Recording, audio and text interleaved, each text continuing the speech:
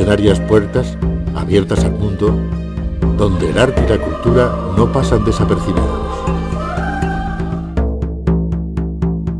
Mandada a erigir en el Camino Real de Toledo a Sevilla, de ahí su nombre, en el siglo XIII, aunque se terminó en el año 1328 y fue declarada Monumento Nacional en el año 1915 hoy, y desde hace unos años, que me va a ayudar para eso Antonio Martín, es el emblema de Ciudad Real. Buenas tardes. Hola Sofía, buenas tardes, efectivamente. Nos encontramos en la Puerta de Toledo. Nos encontramos, nunca mejor dicho, encima de la Puerta de Toledo, en lo que es principalmente el emblema de Ciudad Real, es decir, es un edificio medieval, gótico, que es en origen es un baluarte y después fue una manera de hacer el portazgo, es decir, un control de entrada de las mercancías a Ciudad Real. Es un monumento en toda la extensión de la palabra y es un emblema del gótico. Ahora vamos a ver las características que tiene, que son muy importantes. ¿Esto era la entrada a Ciudad Real, podemos decir? Sí, era la principal entrada, tenía 7 más, pero la principal ya quedaba con la capital por allí, al norte, era esta. En sí mismo es una puerta monumental a imitación, me refiero en el sentido de las puertas monumentales romanas, es decir, los arcos de triunfo romanos. Este no es un arco de triunfo, pero sí conmemora la monarquía castellana de Alfonso X el Sabio, es decir, hace mención a él, ya que tiene su escudo, en la zona norte, y a la vez pues se puede ver la grandeza del proyecto de la ciudad medieval que él quería crear aquí. Podemos decir que desde donde nos encontramos ahora mismo se puede ver perfectamente vigilar Ciudad Real, y es donde se encontraban los vigilantes hace unos años. Así es, esta es la zona de guardia, por eso a ambos lados se llama ronda, que es la vigilancia que hacían las tropas de entonces, que se llamaban milicias concejiles. Entonces, de aquí abajo, según las necesidades, partían rondas, es decir, patrullas, en ambas direcciones, en el sentido de las agujas del reloj, hasta encontrarse otra vez ahí abajo. Pasaban, cerraban la ciudad y se quedaban, las puertas de la ciudad se quedaban vigilando desde estos extremos ante un posible peligro. De noche con antorchas y de día, como se puede ver, la perspectiva es bastante, o sea, la visión que se tiene es como de 1 kilómetro. Te da tiempo, vamos a decir, te da como 10 minutos. Puede prever. Sí, te da como 10 minutos porque la gente atacaba andando o corriendo, entonces te da 10 minutos, que es lo mínimo para dar la famosa voz de alarma. Claro, alarma, coger el arma, alarma. Decían todos alarma, prendían un fuego y avisaban.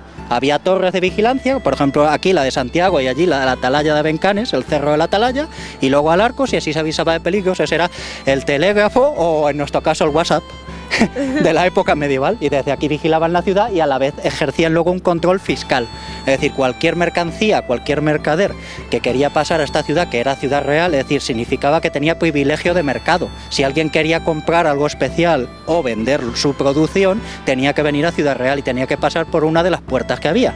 Claro, como esta era la que comunicaba la capital, Toledo, con una de sus principales ciudades, que era Sevilla, muchas de las mercancías pasaban por debajo de nosotros y los señores milicianos les esperaban abajo para cobrarles un impuesto, dependiendo, había hasta 7 y 10 tipos de impuestos.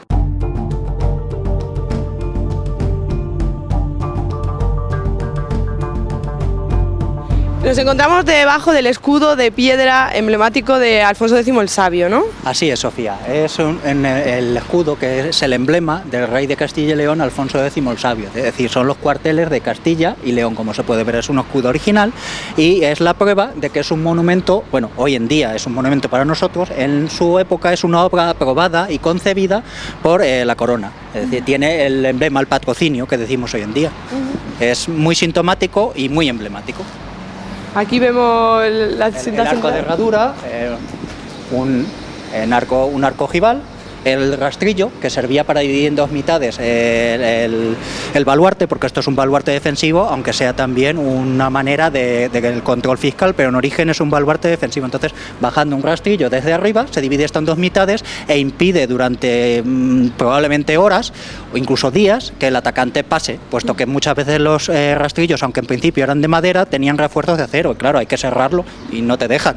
El defensor se defiende, valga la redundancia, entonces se divide en 2 mitades, pero también hay que tener en cuenta la parte artística, es decir, vemos estos arcos ojivales que forman una bóveda de arcos apuntados, es decir, aquí vemos los goznes de la puerta. Aquí había hasta hace más o menos unos 100 años había unas puertas de roble probablemente, que claro, se cerraban por la noche. Esto era el cerrojo, aquí se metía el cerrojo y claro, se cerraban las dos hojas y quedaba la ciudad cerrada fiscal y militarmente, claro.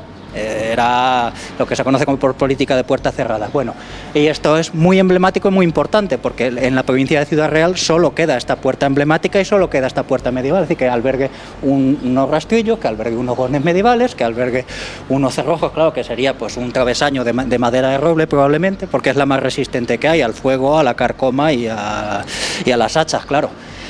¿Qué tiene más emblemático este edificio, este monumento? La cantería, es una obra de cantería, como se puede ver, de piedra, y tiene como curiosidad y muy significativo, aunque no tiene fácil explicación, hasta 7 marcas de cantero distintas. Aquí, por ejemplo, podemos ver a bote pronto 2 distintas. Algunas de ellas proceden, ahí hay otra zona, de edificios reutilizados que se conoce su existencia, por ejemplo, de Alarcos. Igual, por ejemplo, también está el casino, la plaza de toros, otros edificios se reutilizaron, es decir, esto era una obra real, es decir, gubernamental diríamos hoy en día, y entonces el propio gobierno, el propio rey, que entonces era el gobierno, autorizaba que se desmontasen edificios. Otras dos marcas. Cruces. Son cruces, en este caso griegas. Yo diría que griegas, porque son de brazos iguales, pero... Bueno, aquí tenemos, como he dicho antes, otra bóveda que en la clave del arco tiene un medallón igual que la otra, en este caso con el emblema de la corona de Castilla y en la otra un león, es decir, el emblema de la corona de León.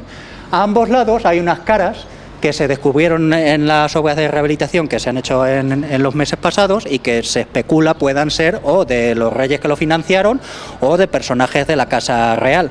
Eso lo tienen que decidir los arqueólogos e historiadores. Aquí fuera, en el lado sur, vamos a ver ahora mismo una cartela, un letrero. Quizás sea muy emblemático también, ¿no? Y sintomático, ambos a dos. Vamos a ver una cartela donde pide la protección, nada más y nada menos, de Dios, claro. Está en latín y pide la protección contra los males que puedan acechar a los habitantes de esta localidad. La fecha que tiene, que en era cristiana es... traducida al calendario gregoriano que tenemos hoy en día sería 1328. Entonces, claro, eso ha dado que pensar muchas veces que puede haber sido terminado este edificio, este monumento, esta puerta, en 1328.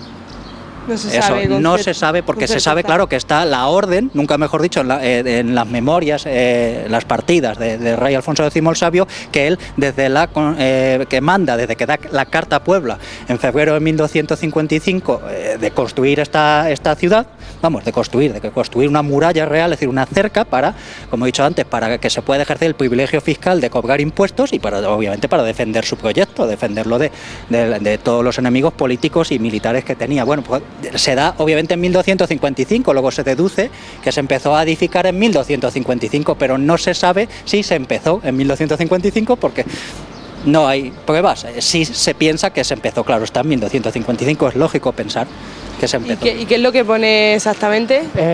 Dice, protege, oh Señor, está en latín, visita, Señor, te pedimos este lugar y aparta de todas las acechanzas del enemigo, tus santos ángeles guarden la paz de sus habitantes y tu bendición sea siempre con nosotros. Sálvanos, Dios Todopoderoso, y concédenos tu luz. Por nuestro Señor Jesucristo, hecho en la era de 1366, reinando el rey Alfonso el Ilustre. Alfonso el Ilustre era el bisnieto, Alfonso Alfonso XI, dice la gente undécimo primero, perdón. Undécimo, lo he dicho bien, que era el bisnieto del fundador de Ciudad Real, de Villa Real, Ciudad Real, el nombre viene de mucho después. Entonces podemos decir que con este escudo, de alguna manera, todas las personas que están dentro estamos más bendecidas. Es una bendición para los que acabamos de entrar desde el norte y estamos de puertas para adentro, que es una expresión muy de aquí de Ciudad Real.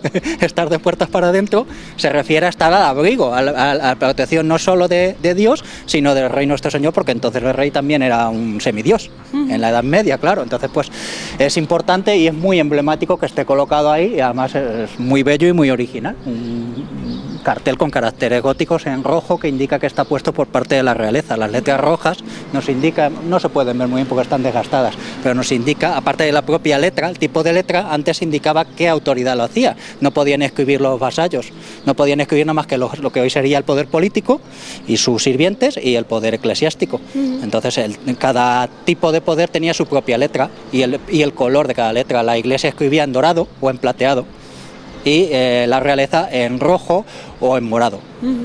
Y los demás nada. Los demás no sabían y a veces ni siquiera podían, no tenían la posibilidad, era ilegal, pero no estoy hablando de aquí. Pues entonces hemos conocido un poco de nuestro monumento nacional.